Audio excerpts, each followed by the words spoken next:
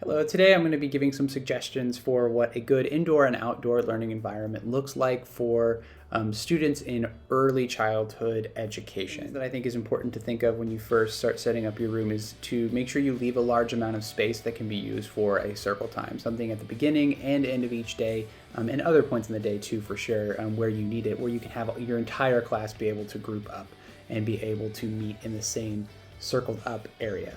So that's definitely important to keep in mind because it's going to take a large amount of space. So you're going to want to plan around that first. As you're planning out the rest of what your classroom is going to look like, it's important to be intentional with what you decide to do, because when you're planning out what your room is going to look like, you are forecasting to the rest of your class what they're going to be learning, how they're supposed to engage with the learning, and what materials have been provided for their learning.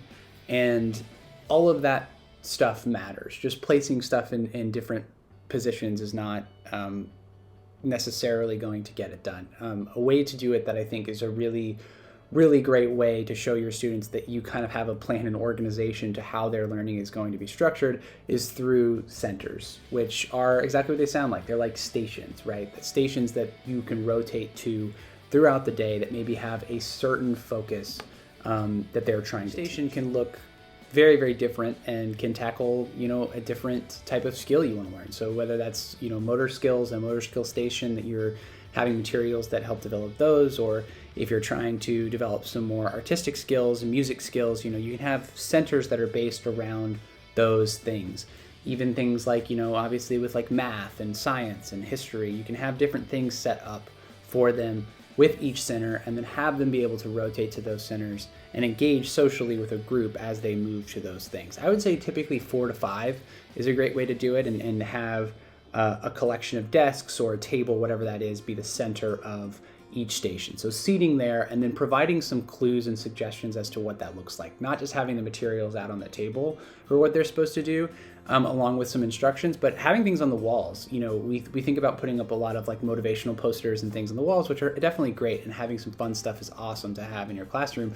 But some of it needs to be purposeful in that, if you're doing an activity in a math station that has to do with rolling dice, with a partner maybe, and putting the numbers that you get together to try to form the biggest number, challenge each other and see which number you had the highest. Well, you're teaching about place values, or you're teaching about greater than and less than.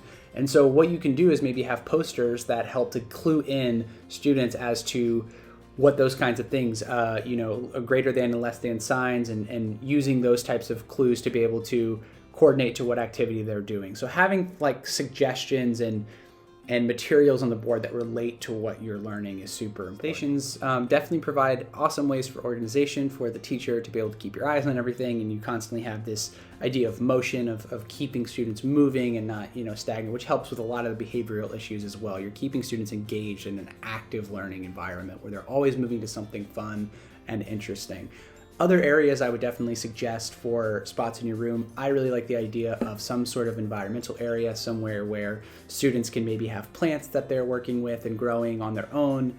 An area maybe in that same area that has some recycling bins and other things where you can provide, once again, those clues, those imagery on the walls for promoting green energy, or for showing the different life cycles of a plant and how those things work. Just things that can kind of tie in with what you're doing. Another area that I think would be really great is more of a solitary area that maybe has some sensory materials to them that can be sort of a reset space for if a certain student is having issues with engaging with the rest of their classroom. And sometimes those centers can be overwhelming as you're rotating and moving to different things. Let's say there's a music station or there's something that's quite loud.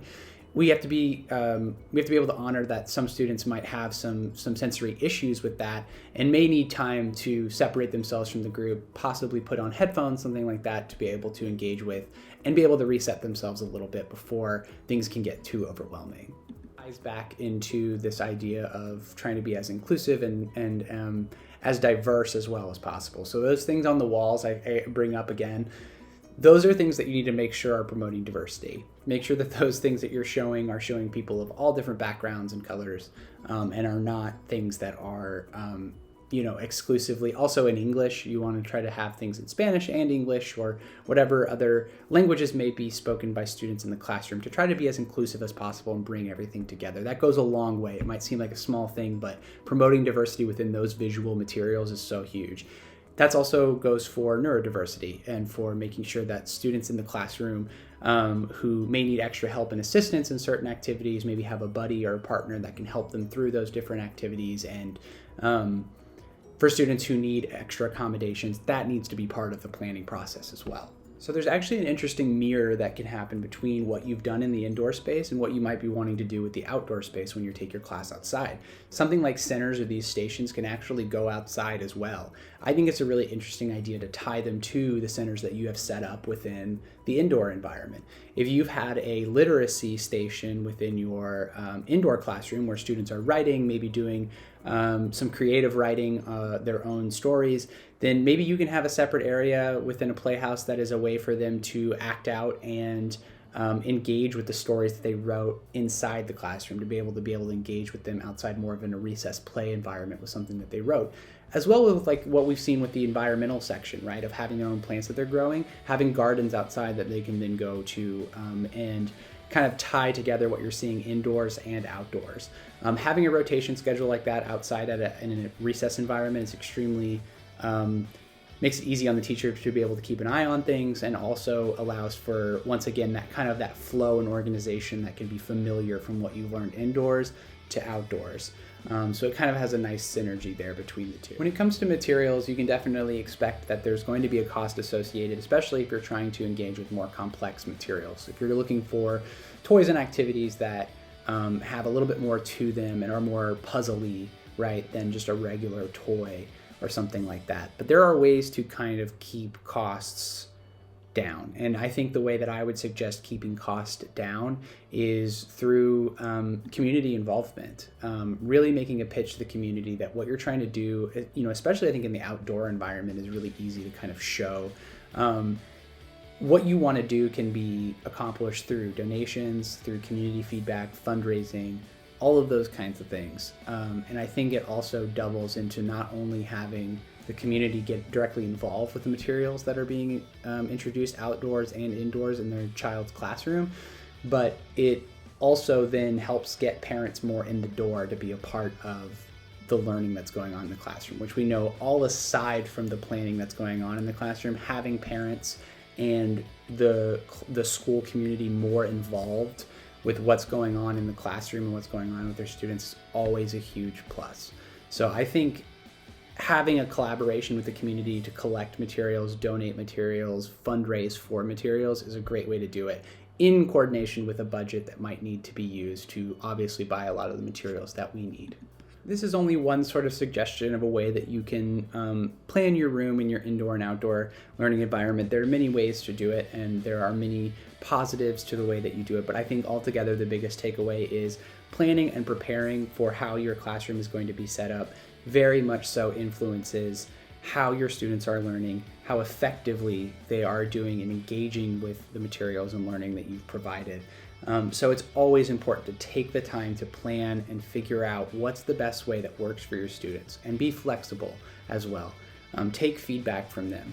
Even if it's a pre-K kindergarten environment, they will tell you what's working and what's not working. And the good thing about things like stations, centers, and things that I've mentioned previously, it's easy to edit, it's easy to change, and it's easy to try to be flexible to fit the needs of your students. Thank you, and peace.